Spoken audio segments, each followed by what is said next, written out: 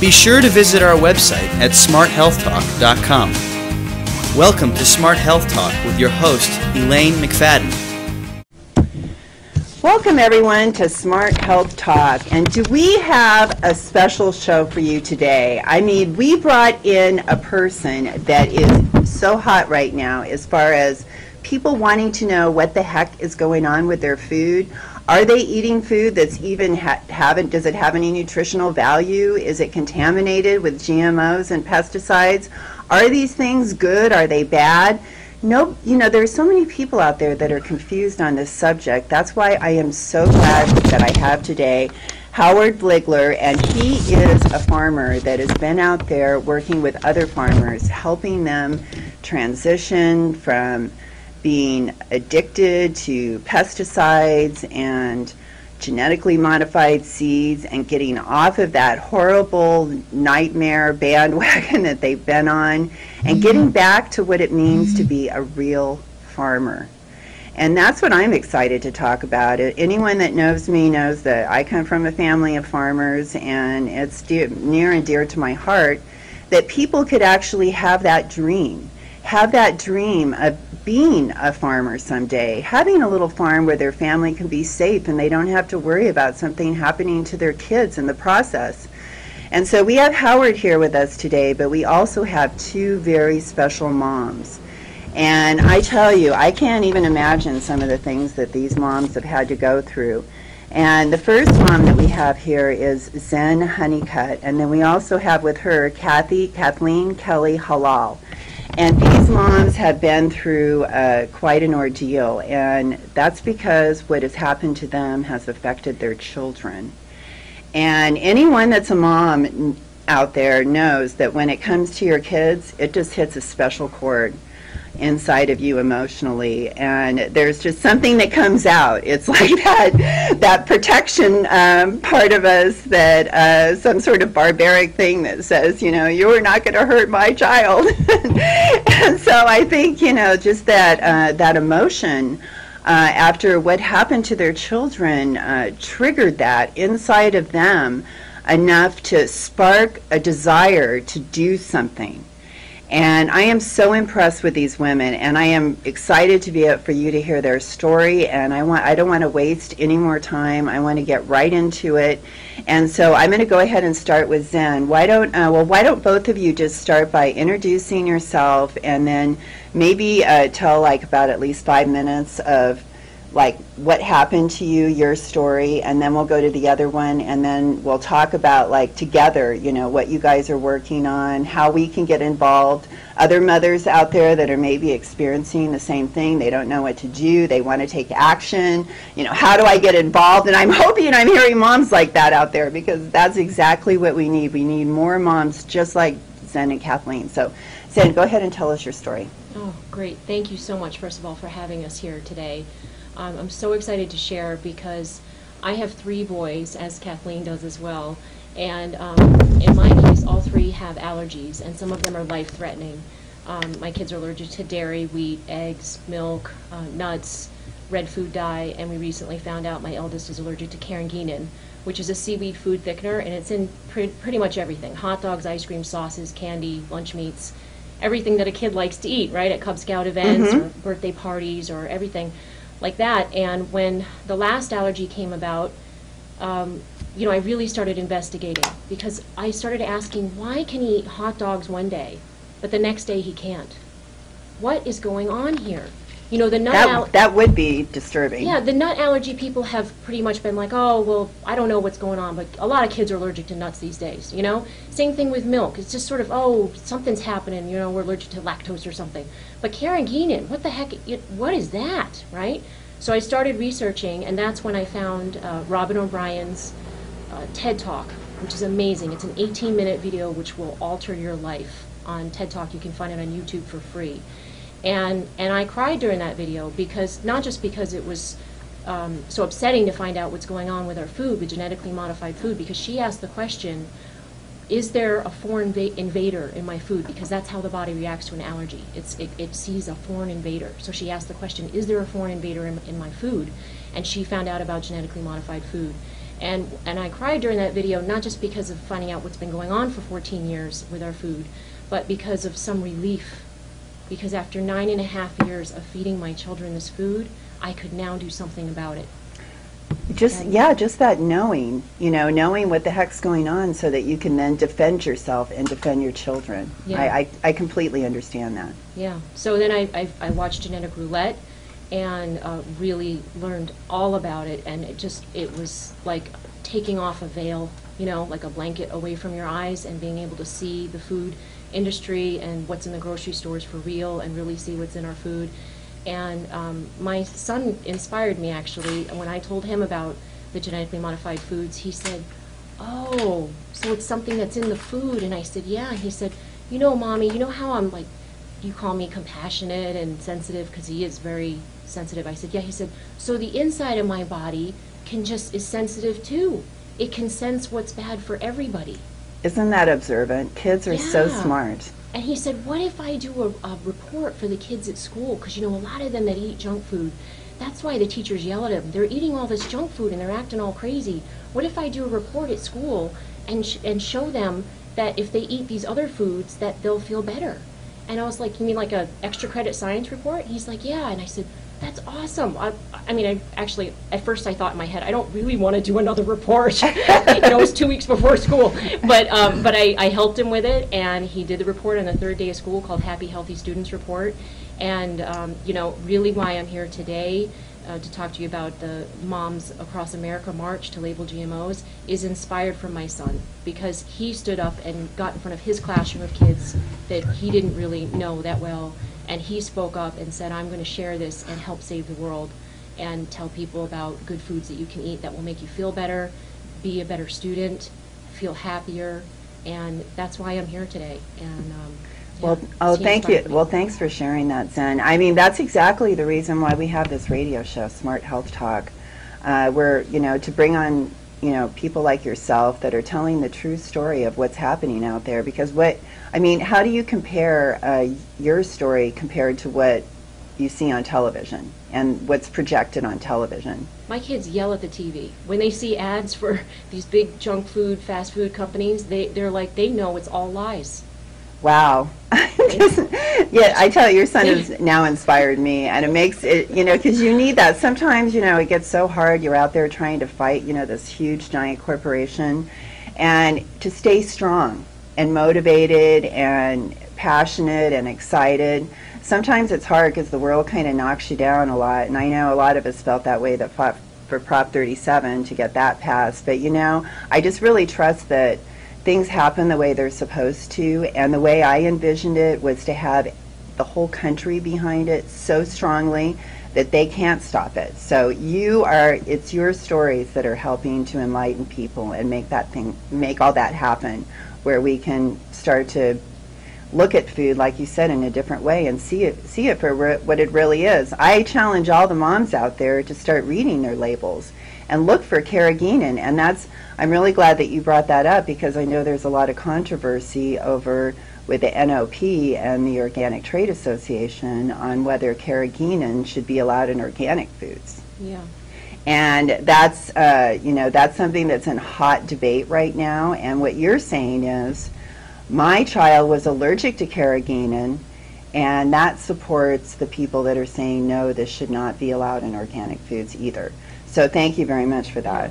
I'm glad we have someone to give us the true perspective on that people really do get an allergic reaction from carrageenan, everyone. I just want to say, he got a red rash around his mouth that lasted for 2 weeks. It looked like that was the symptoms? That was the symptom for him. And when I went online, there were hundreds of people that did not know what this was. And I finally Was there anything else that you saw that? Well, his lips flared up, red rash around the mouth, and it lasted for 2 weeks, and it was painful and embarrassing, and he had to go to school. And how long after they had the food did that happen? Almost immediately. Really? So you knew that was the connection? Yeah. Once I was told by actually an iridologist, who's an alternative way to go. Oh yeah. She looks at your eyes. And right. She said that was it. Western medical doctors couldn't tell me what it was. But I want to say that what causes that allergy to carrageenan is, for me, is what I have seen is that when they eat the genetically modified foods and it erodes their stomach lining, you know, with the pesticide in it, that's the connection that we're seeing through talking through healthcare doctors and alternative healthcare doctors, that it's, when you eliminate that, he's improved dramatically. He's going just organic and non-GMO. He's improved dramatically. He was actually exposed to the Garangenin just recently through toothpaste at the dentist office, and after being 2 or 3 months organic, his lips just got a tiny bit pink.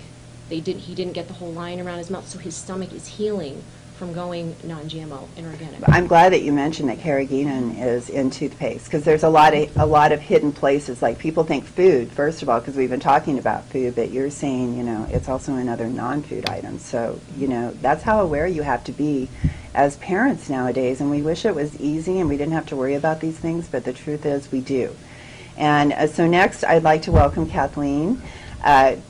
Kathleen, you want to go ahead and share your story with us? Sure. Thank you so much for having us today. Really, it's nice to be able to talk to people out there and maybe help some other mothers who are suffering with conditions that their children might have. I'm also a mother of 3 boys, and our oldest boy, in the middle of 2nd grade, he'd been a perfectly normal, well-behaved, you know, top student in school. He started to act really strangely. He didn't want to go to school anymore.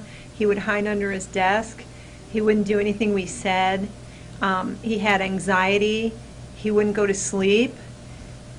He would fight and be kind of angry all the time, and we couldn't really explain it.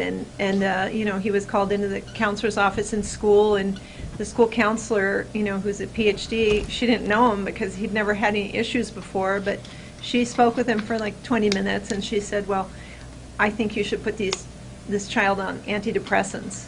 You know, if you're a good mother, you'll put him on antidepressants. And I said, well, you know, you don't really know this boy, and we don't know what's going on. And so I kept searching, and my husband and I, you know, we went to counselor after counselor. We went to the, you know, top counseling center for children at UCI, and we went to really the top doctors in Orange County to try and find out what was going on with our son. And nobody could explain it to us. And finally, through the help of our family counselor, we were directed to a dyslexia specialist who, you know, talked to him a little bit, because I said, I know he has the ideas still in his head, but he lost his ability to do math. He forgot math.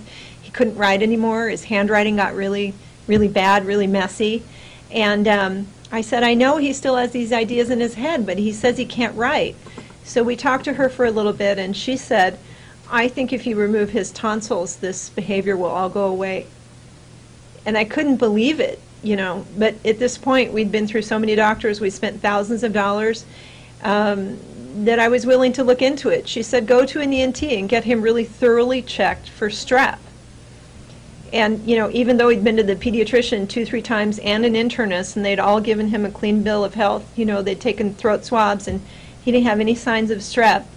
We did it. We went to an ENT, and the ENT looked really deep down into his tonsils and said, oh, well, there is a little bit of scarring there. So then the next step was we went for a blood test. And in the blood test, they measure the antibodies. They call it, you know, a blood titer test. There are 3 tests that you can have done for your child. It's ASO, streptozyme, and anti-DNase B. And I can't remember exactly right now, but I think in 2 of these 3 blood tests, the strep titers were shown to be elevated, higher than normal. So that fact, coupled with the fact that, you know, he had these behavioral changes that had come on pretty suddenly, and the slight scarring on his tonsils, we decided to go ahead and remove the tonsils and see what happened. So we had his tonsils taken out, and we put him on antibiotics for, I think it was a course of like 21 days. It was quite a bit of medicine. And he got better. And after that, you know, we had to keep him on antibiotics kind of periodically. You treat it like rheumatic fever. And we kind of gradually watched the titer levels of the strep go down in his blood month after month. And as the strep titers went down, his behavior improved. His handwriting came back, his math came back, his personality came back. He was happy again. He was completely himself. I would say that, you know, he recovered very well over a period of nine months. And we thought we'd found the answer at that point because he was better. But then we went to another doctor because I kind of wanted to keep checking for ways to keep him very healthy, and I wanted to find a way to stop giving him the antibiotics. So I started researching diet, and I learned about GMOs. And Can I ask you a question? At any time, had any of the doctors questioned you very much on the diet that you were feeding your child, or? no, although one doctor we finally went to, this is how I got into the GMOs. He took blood tests of actually all three of our boys because he said a lot of these children are having food allergies and food sensitivities that are they're causing inflammation, and they're setting the antibodies into action, and the kids are developing antibodies to all kinds of foods. But it doesn't necessarily show on the outside. So we took these blood tests, and all three boys had like 26 food sensitivities. And we were stunned, and my husband kind of said, well, what's a food sensitivity? We didn't even know.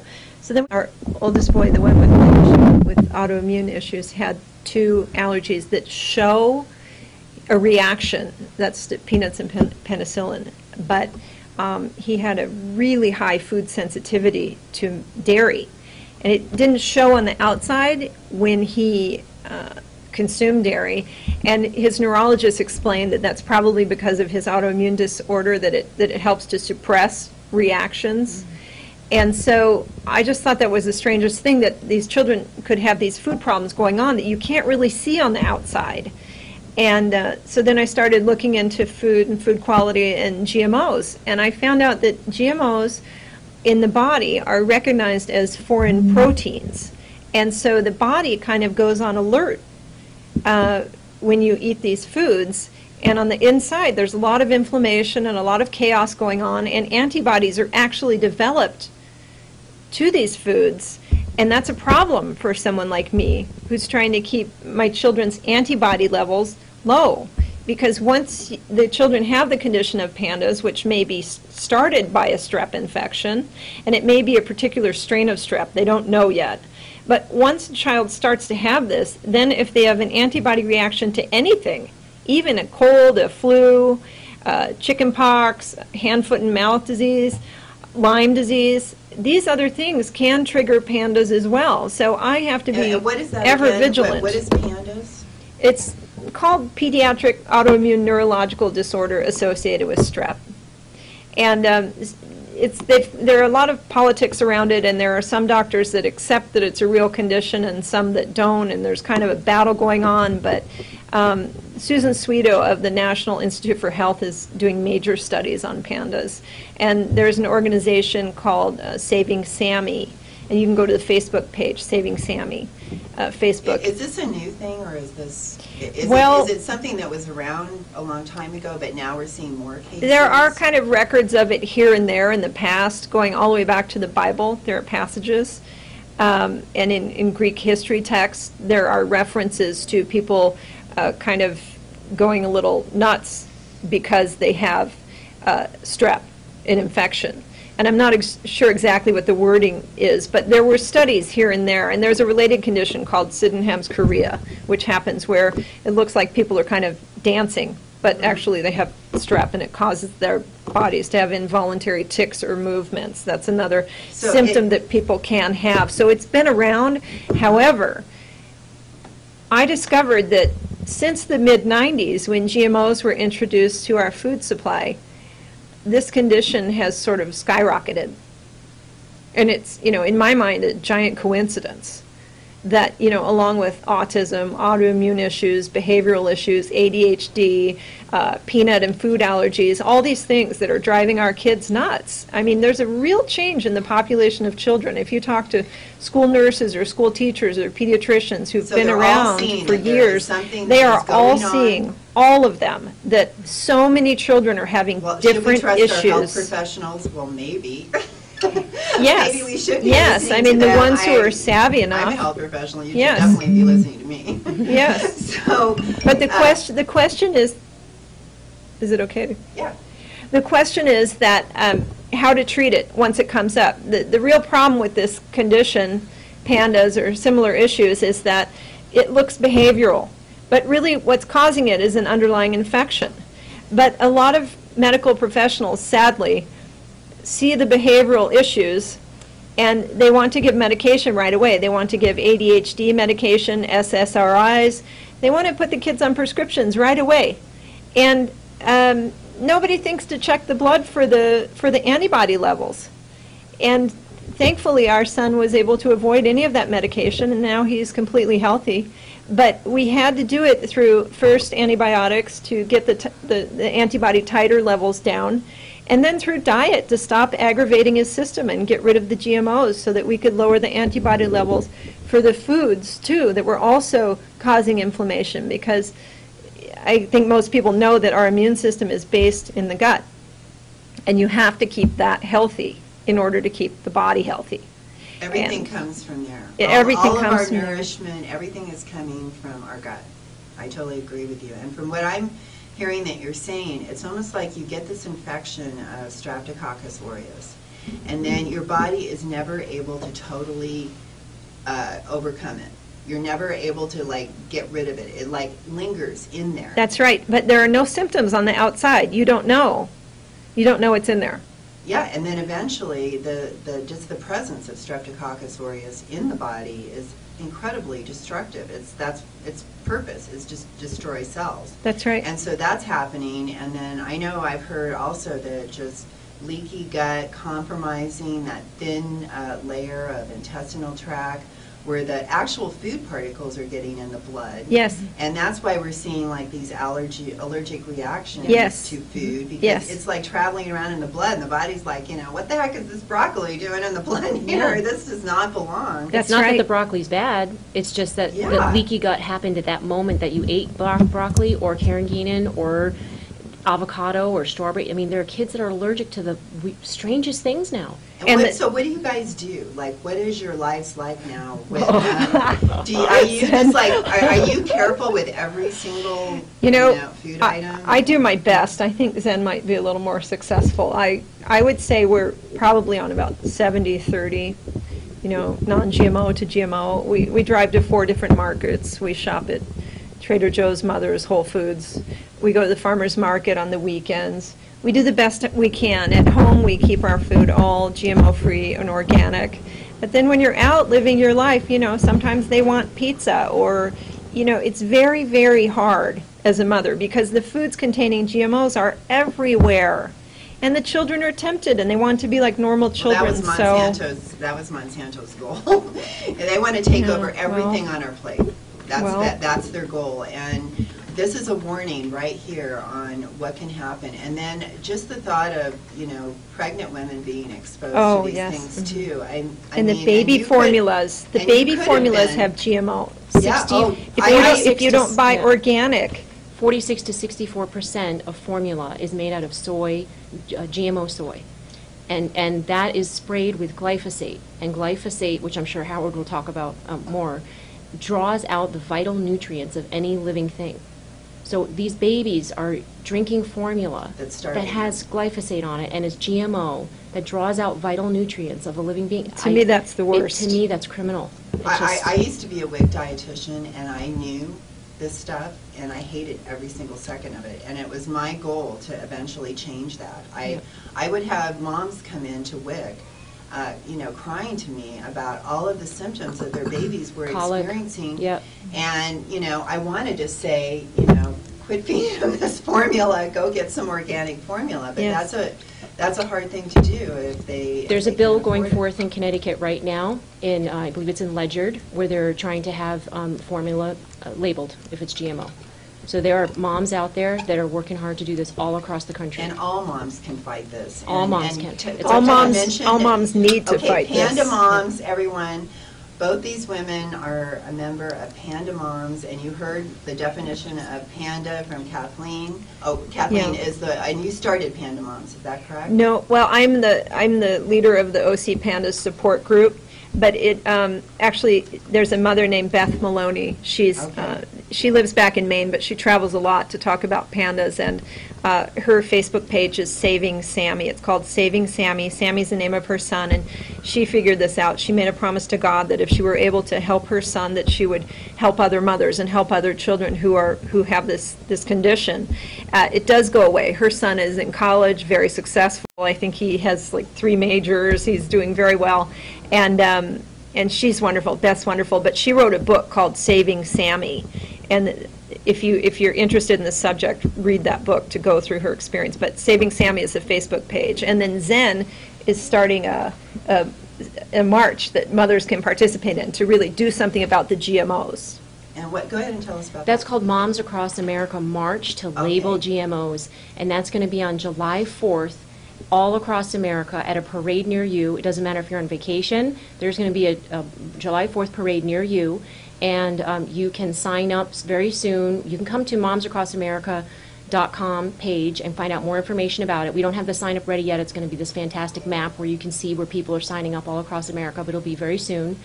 And there's also a Facebook page called Moms Across America March to Label GMOs.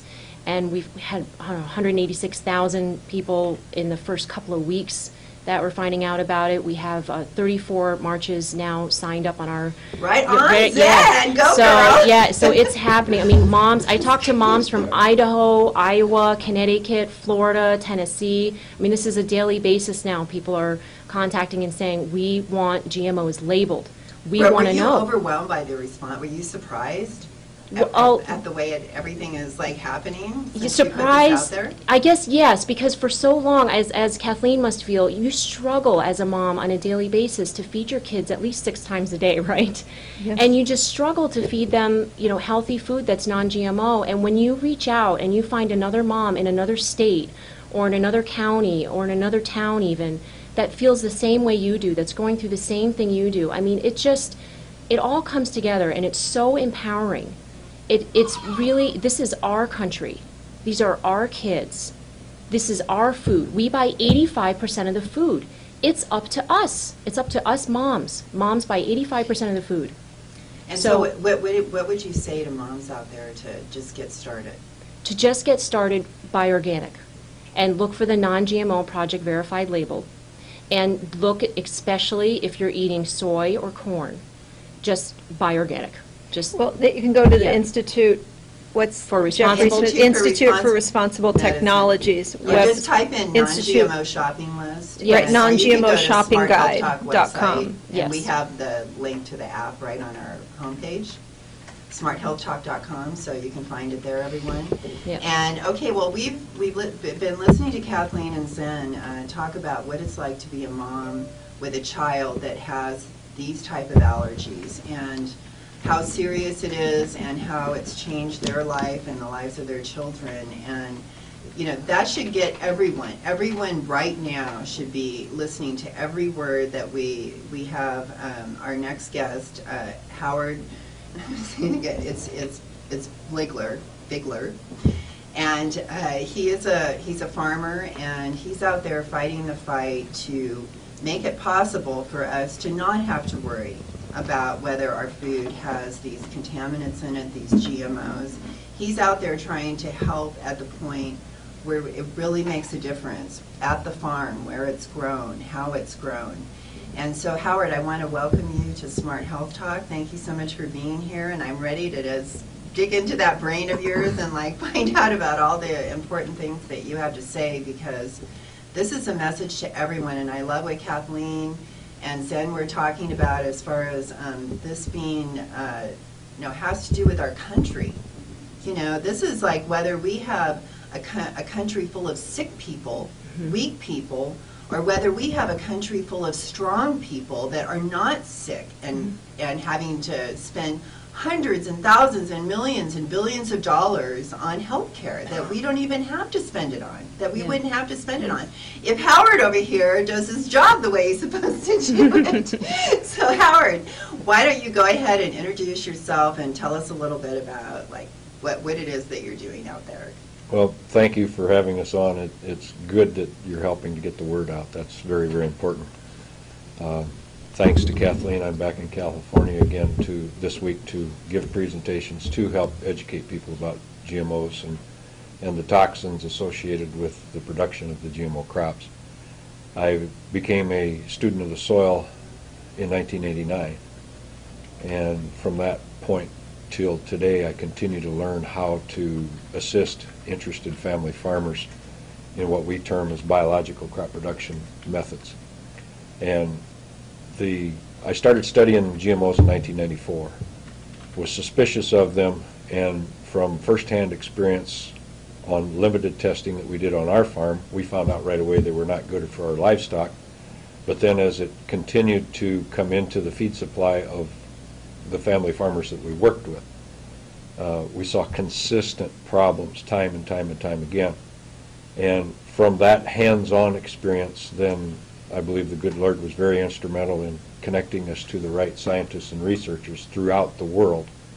And I'm very, very blessed to work with a lot of PhD researchers from all over the world that have consistently documented damage from GMO crops and from glyphosate, which is the active chemical ingredient in Roundup herbicide or other glyphosate-based herbicides, which are the most widely used herbicides in the world.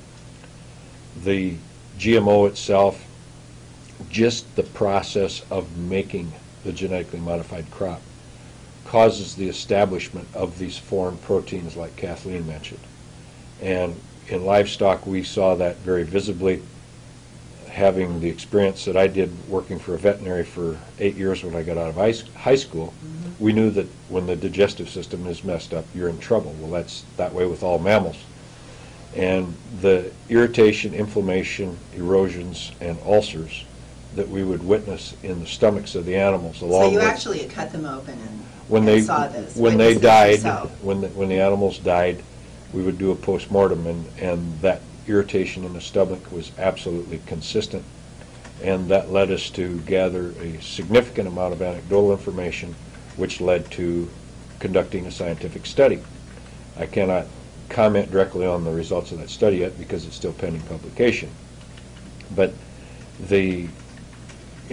you can phrase I'll be it two looking different. forward to that, by the way. You can put it two different ways. Okay, do I need a scientific study to tell me that when I feed this GMO crop, I have this specific health problem with this livestock, and if I quit feeding this GMO crop, that problem goes away?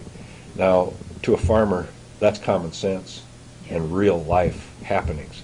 This is costing me money if I feed this. It's affecting the health of my animals. If I quit doing it, that problem's no longer there. The thing that has happened to much of production agriculture, there was a tidal wave of the movement of the introduction of the genetically engineered crops. The reason that they got the foothold and the success that they did was because the simplicity and the ease that came from using them short term. Today, it's not that simple anymore, because as the unwise implementation of them has occurred, and they have developed resistant weeds, we've seen the development of resistant pests, and it just keeps accelerating and getting worse. And just the aspect, back to the foreign protein again. Dr. Pustai was one of the first scientists that documented this, because he researched the BT potato, the genetically engineered BT potato, the regular... Tell us what BT stands for. BT is Bacillus thuringiensis. It's a natural occurring soil bacterium that organic farmers can actually use. If they have a pest infestation in a crop, they can spray on this BT. The BT is consumed by the insect. It causes their gut to basically explode, and it kills them. The natural BT is then non-toxic to anything after that, but the genetically engineered version of BT that is put in the corn and cotton plants that the GM industry has introduced to the marketplace, Cornell University did a study that found that that toxin was actually active 9 months after the plant it was raised in was dead, and having an adverse effect on the beneficial organisms in the soil. So they've stepped into an arena where there's no control, there's no precision. They claim that there is, but it's very much dirty science from to use the words of some of my PhD scientist friends. And if it was precise as they say, they wouldn't have to use things like agrobacterium, which is a cancer cell of the soil, or a virus, the cauliflower mosaic virus. They insert that with the So genetically you're engineered actually eating that virus when you're eating GMOs? There's not adequate independent testing to document what the side effects may be of this. There was just a study published. But it is there. Well, it's unknown, but every study that's independently done is documenting more problems. The problem is there's not enough research to do the follow-up to pinpoint some of the things. There again, And let's go back. We never asked Monsanto to do it either. Well, the studies that the industry has provided for supposed safety purposes To lease them on the has, millions. well, when industry studies have been reviewed by independent scientists, this happened in France. They wanted a specific genetically engineered corn introduced into the country, and the regulatory people said, prove that it's safe.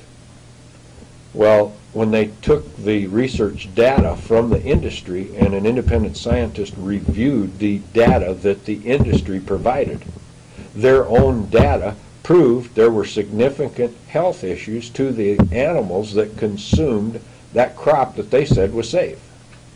So that raises up a topic that we could talk about the whole day, but I'll just step away from that. Wasn't really stepping in there. So the foreign protein aspect of the GMO is the number one concern that people need to recognize. The second one that is getting more and more discovery and documented scientific proof every day is the glyphosate residue. Glyphosate is the active chemical ingredient in Roundup herbicide. It's a Roundup Ready, everyone, that you buy at your local Home Depot or well, Lowe's I would suggest to the listeners, if you're buying Roundup in any form to spray weeds around your property, you're contributing significantly to this problem. The contamination of the water supply, the contamination of the air. Don't spray the weeds in your garden with Roundup. Don't spray the weeds in your sidewalk with Roundup. My mother had a very effective way of killing the weeds in the crack in the sidewalk. She'd boil water in the teapot on the stove and pour the boiling water on the weed and then could pull it right out. And that was not toxic to anything. That glyphosate residue that's in the crack of that cement ends up in the drinking water. I heard vinegar works too. We could talk about that whole subject for a whole day too. I pay my kids to pick them. But anyway, I definitely want to have you back because I do want to talk about all those things. But go ahead and explain to us what's going on. The glyphosate, the testing that's been done on glyphosate, the independent testing, has consistently proven harm. It's a very strong endocrine disruptor, or it causes the malformation of cells. Now this can be severe, whether it's in an adult, of course, when you mess with the cellular regeneration and the formation, you have cancer develop as a pretty well consistent happening. The only lifetime feeding study where they fed GMO corn to lab animals for their lifetime, 70 to 80% of the rats that ate the GMO corn developed memory tumors. 2/3 of them died prematurely. They also had a segment in that study where they fed them in their drinking water a less than legal limit of glyphosate residue in their water. Same results. Tumor development, premature death. And we're not talking just any tumors here either. We're talking like tumors like they'd never even seen before, aren't we? It was significant, the amount of tumors that they had. And the industry, the growth speed. Well, yes, that was true. And then the industry comes out and says, well, they used the wrong kind of rat because that rat is prone to have tumors. That's true. That rat is prone to have tumors. But it's the same rat that the industry used to supposedly prove that this stuff is all safe. So how can they say that it's the wrong rat to use in this case, but when they're testing it, it's the right rat to use? That's a very good point. So the glyphosate residue issue, it's a very strong chelator, glyphosate is. It chelates calcium, magnesium, manganese, zinc, iron, copper, nickel, cobalt, So when you're saying that boron. it's chelating, is it pulling it out of our bones? No, it's A chelate is a Greek word meaning claw or to hold. It will tie up these nutrients. It'll tie up those nutrients wherever the glyphosate residue is present. It'll tie it up in the soil. It can tie it up in the plant. It can tie it up in the grain if the glyphosate residue is in the grain, and absolutely it's So there. then you eat it, and then it can possibly tie up those It can nutrients. chelate those nutrients wherever it's present, and glyphosate is also a very strong biocide or antibiotic. And the industry cannot say this is not true because the lead biotech company in the world has patented glyphosate as an antibiotic with the U.S. Patent Office in the United States. It's patent number And 7771736. so some of the bacteria that it's killing are the good guys. It kills mostly beneficial and promotes the growth of the opportunistic. That's how it is effective in being a herbicide. So Because yeah, go ahead. a weed will not die if it's sprayed with glyphosate when it's raised in sterile soil. If there's no opportunistic organisms there to kick into overdrive, the weed will not die. There was another scientific study that was done where they sprayed the glyphosate and a fungicide simultaneously. There was no herbicidal effect because the herbicidal effect is a result of the fungal disease that is caused as a side effect to the glyphosate killing the good organisms and promoting the opportunistic, which causes the plant disease that actually kills the weed. So when you put on the fungicide and the herbicide at the same time, you wiped out any herbicidal benefits of the herbicide. So you're also saying that the way that glyphosate works is it's actually starving the plant of nutrients because it's chelating nutrients within the soil also. So it's actually starving the plant, plus it's creating these opportunistic overgrowth of fungi and what else was it besides fungi? It stops the EPSPS function within the plant. This is real technical, but to simplify it, there's no growth hormones that are able to move throughout the plant, so it stunts it. It's like putting a brick on its head. Then it stops the plant's ability to defend itself against disease while it's simultaneously killing good organisms in the root zone of the plant that would control the opportunistic organisms that cause the increase in disease. And basically you're putting a brick on his head, tying his hands behind his back and beating him up. Can I ask you, this is a question I've had in my mind. The antioxidants, the one thing in plants that we know protects us against disease. It was my understanding that antioxidants are formed as the plant is going through a defense mode, so that, that's actually a result of the body defending itself, kind of like our bones actually create more bone when we challenge it, kind of a thing. That's the way I understood it. And then if you're taking away that whole defense mechanism, then you've stopped the ability to make antioxidants, which are the very thing we want in plants to protect us against disease. Does that make sense? I won't disagree with that, but in the plant itself, the chelating effects in combination with the biocidal effects and the surrounding environment effect is what is challenging it. And when they genetically engineer the plant to withstand the application of glyphosate or glufosinate-based herbicides, they do nothing to deal with those chelating effects. So even the crops that are genetically engineered to tolerate them are suffering significantly, and we're getting more and more proof of that every day.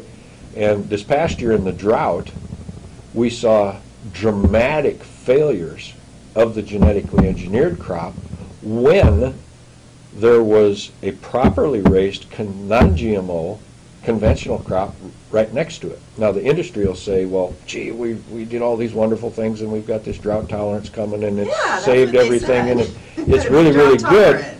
But they stacked the deck when they set up their trials because, first of all, they don't use the same parentage in their genetics in their seed trial. They won't put the conventional version of this hybrid that may have good natural resistance to a lot of these things and then put the genetically engineered version right next to it. They'll pick a weak one and put it next to a different genetic and then insert the gene and then claim the benefit is all coming from the genetic engineering and the insertion. Stack the deck. Plus, they have prohibited our land-grant universities from doing any research on this unless they sign off on it. It's illegal for any of our researchers at our land-grant universities across the country to do any research to say, is this really doing what they say it's supposed to do? No, they can't. How can that even be legal? That doesn't even sound right to me. Just tying their scientists' hands behind their back. And I know that they did buy Biologic over in the UK, which is about ready to release all this data on how the glyphosate was killing bees. Yes. And here they bought the nonprofit that was about ready to release the data. Yes. Which is, that's just keeping all of that information from everybody. It's very upsetting. So what, so you're telling, are people being starved in the process of creating these foods? I mean, the nutritional, because they keep trying to say, they say, first of all, oh, well, these genetically modified foods are the same as regular foods. And then they try to say that there's the same amount of nutrition. Are we being lied to? There's no independent scientific research to back up that statement. And the first Roundup Ready soybean that was examined by regulatory people in the United States never had Roundup sprayed on it in the production of it. So there's a lot of what ifs and maybes, and people from the right place and the right company have been at the right regulatory agency at the right time. So well, and how deep is all this? You're talking I want to do another show where we really get down into the microscopic workings in the soil, but you do have a presentation that kind of goes into that as well. Is that correct? yes, and we'll be doing that. We did a abbreviated version of it at the university this morning to a couple classes, and we have a number of public presentations that we'll be doing, and it's going to be recorded so that we can have those DVDs made up and have copies of those made available. What are we on the road to here? I mean, what's the worst case scenario if we keep going the way we're going? Well, Dr. Huber's a very good friend of mine. He's a retired emeritus research professor from Purdue University, one of many, many qualified researchers that I am privileged to work with. And I can't quote it word for word, but he makes a statement, something to this effect. Are we sacrificing our future generations? Will historians say it's not about how much insecticide or pesticide that was applied, but how willing we were to sacrifice future generations for ignoring what evidence was before us, all for the benefit of a few corporations, financial gain? Well, people are afraid that it's going to cost them more money if we change over into a more organic type system. Should people have these fears that the prices of their food is going to go up and they're not going to be able to afford anything if we don't have GMOs? Because that's pretty much what Monsanto has been telling us. What happened to the cost of the food in the last 6 to 9 months? It went up significantly because of drought all the way across the country, and they blamed it on drought. But no, just bear with me. Okay. I can show you where biologically produced corn yielded in excess of 100 bushels an acre. Right across the fence was the latest and the greatest genetically engineered version of Roundup Ready corn that made 12 bushels an acre, or 27 bushels an acre, or 28 bushels an acre, versus 100 right in between that. So what happened to the cost of food as a result of genetic engineering? Don't blame it on the weather. Blame it on the true fault. There is science that documents the fact that when you put the Roundup Ready gene in a plant, you're going to need more than twice as much water to raise the same amount of crop. Put the blame. Twice as much water when we're put the blame where the blame belongs. Don't have that much water right now. Now, there's another really important question I wanted to ask you, because the owner of our radio station, KCAA, Fred Lundgren, is also a farmer, and he said that what happens with the timing with GMOs, because they're planted earlier, that screws up the farmers that are not planting GMOs because of the way that the pollen blows onto their crops, or there's something with the timing with when they plant GMOs that sabotages the other farmers that are not planting GMOs. I believe he's referencing a situation where if there was a GMO farmer on one side of the fence and an organic farmer on the other side of the fence, that the organic farmer would want to plant his crop at a different time frame so that those crops would not pollinate at the same time, and it would reduce his risk of having his non-GMO crop contaminated by the pollen from the GMO crop. And that can be done, there's more testing that needs to be done to verify how widespread that contamination is. There's some research that shows that pollen can travel 5 miles in the right conditions. But we have done anecdotal testing to where there's very little contamination across the fence. And altering your timing by as little as a week may be enough in preventing that contamination. This is important information for farmers, I'm sure. Right. Well, and the things that we've learned of late, we've known about the glyphosate residue in feedstuffs for quite some time. And it's legal to have 20 parts per million of glyphosate residue in soy products that are raised in the United States and imported or exported around the world. It only takes 1/10 of a part per million glyphosate residue to cause disruption in the digestive tract, to kill beneficial organisms that allow the Clostridium botulinum organism to go into overdrive, which causes both acute and chronic botulism. It takes, in another study, it only took 2.03 parts per million of glyphosate residue to cause significant birth defects. It only took 1/2 of a part per million of glyphosate residue to cause both the sperm and the embryo to be killed, so there was no reproduction possibilities capable. And a lot of parents are struggling to even have children, and they're wondering why that's happening. And Dr. Ben Brooks said glyphosate is the #1 cause of birth defects. There's a study, a white paper that was conducted in Europe, or in Germany, where they analyzed the urine of professional people, bankers, lawyers, accountants. The vast majority of them were all had higher levels of glyphosate in their urine than what's legal to be in the water supply, and they don't have Roundup Ready crops in Germany.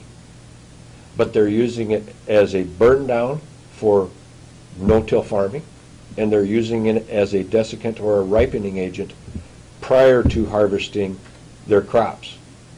That has to be stopped immediately. I tried to tell people on this show that we know if you're not eating like practically 100% diet, or a very high percentage, your urine's going to test positive for pesticides. All of us. You could probably go out there and test over 95% of the people, and they will test positive for pesticides. So, the fact is that we're all eating it, it's in our bodies, and we need to work on getting it out. So so we're gonna kind of sum up with everything that we've talked about here today, and go over all of the best action steps that we should take from here as individuals out there. All of us are buying food. We're all using our dollars, deciding whether we want to buy a product that's GMO or not GMO. And that's the most powerful force of all, is our buying dollars and what we choose to buy. And I'd like to get some last comments from everyone. And go ahead, Sen, and everyone just tell us what you think that they should be doing. Remind us of the events that you have going and websites they should go to. So go ahead. Sure. Moms Across America march to label GMOs, and I just want to say it's not just for moms. Moms are leading the way. We want the whole family out there. We want students. We want men. We want granddads. We want everybody out there. We're very fortunate to be partnering with the California State Grange, with labelgmos.org, So how with do you get Allergy started? Kids. Like if you want to be Okay. in that march. Like Sure, if if I you want to go to be that in the march, go to Moms Across America, march to Label GMOs on Facebook and message me the name of the parade in your town so we can get you on the map. We want to get you on the map, and then we'll get the news out there. You can spread the news out there, have a movie night, and show Genetic Roulette, show Robin O'Brien her TED Talk with your mom's friends, with your mom club, with your PTA, and be a part of sharing really how much you care about your kids and getting the word out there. And then come to, again, Moms Across America March to Label GMO's Facebook page or momsacrossamerica.com and message me and let me know the parade in your town. I just wonder how many moms out there are just wishing that someone would come with the answers to them and have clarity. They are the answer. That's what I want to say, is that no Superman's going to come down and do this for us. I'm the one. You're the one. We are the ones to do this. We buy 85% of the food. It's up to us. And this year, I have it. This year, this is going to happen. All right. Yeah. Love that. Go ahead, Kathleen. I'd just like to say, please contact Zen absolutely to participate across the nation. Really, we have to make our voices heard because this is a multi-billion-dollar industry, and they definitely have the ears of the people in Washington. The man heading up the FDA is an ex-Monsanto vice president, an attorney and lobbyist. So we're really up against some very big corporations, and the moms must speak out, and we must say, you know, we don't want our children to be sick. Please, we want labels so we can avoid these products if they're bothering our children. And if you want information about autoimmune disorders that might be affecting your child's behavior so that they don't need to take medication and drugs, please go to Saving Sammy. I think it's .net or Saving Sammy Facebook page, and you can get more information from Beth Maloney, who's really leading this. And you know, our children, look in the classrooms. You can see in the classrooms. You can see it in the children. There's something out there that's causing a lot of unhealthy conditions, whether it's autism or autoimmune disorder or food allergies or behavioral issues, whatever it is. I think as a mother, we should all look at our children's diet and start thinking about trying to take some action. Do some research. Go online. Watch these movies. Watch The World According to Monsanto, Food Inc., Fresh. There are many movies out there, many videos. You can get informed. So thank you for listening to this show, and thank you for listening to us. Thanks, Kathleen. All those things is the same advice that I would give. So that's perfect. Thank you. And Howard? The thing I would say is we can look at history and see the end on GMOs, because one of the first genetically modified organism items in the food supply was RBGH or RBST. It was the genetically engineered hormone that they injected into milk cows. It's no longer in the vast majority of the fluid milk sold in the United States today because of the consumer's power. Thank you. And I just want to I want to let everyone know that we're actually going to have a whole page on our website, Smart Health Talk, where we're going to have this video.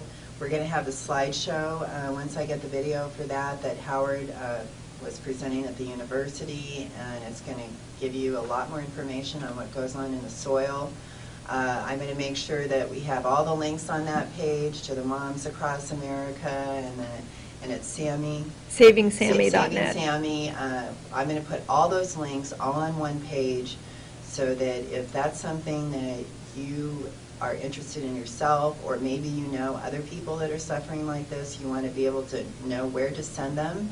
We're going to put all of it on one space so you can find it all really easy. And I just want to thank all of my guests today, Zen, Kathleen, Howard.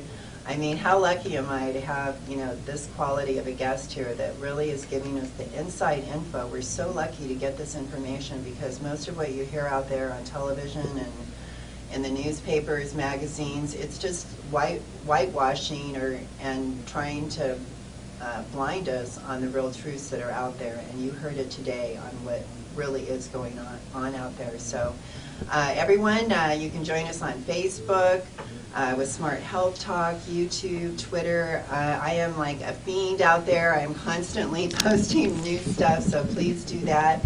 And don't forget, every Thursday, 4 o'clock, Smart Health Talk, so tune in and tell your friends. All right, everyone, stay healthy.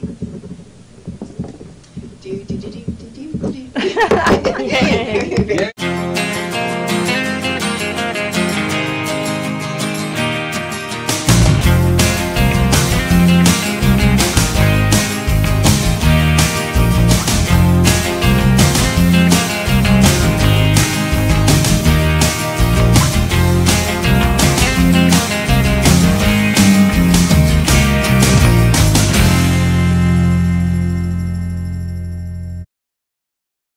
Be sure to visit our website at smarthealthtalk.com.